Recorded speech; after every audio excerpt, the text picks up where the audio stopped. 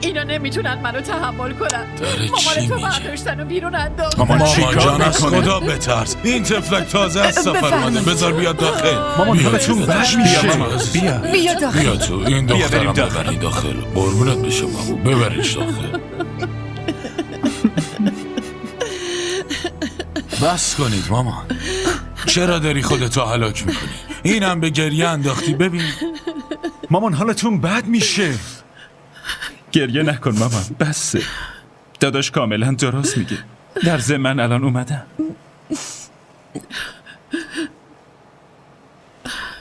داری چی کار میکنی؟ ولش کن، ولش کن اینو. الان لازم نیست که خودتو خوب نشون بدی. این اتفاقی که افتاد همش به خاطر توه. یالا برو برای شام یه چیزی درست کن. نمیبینی مهمون داریم؟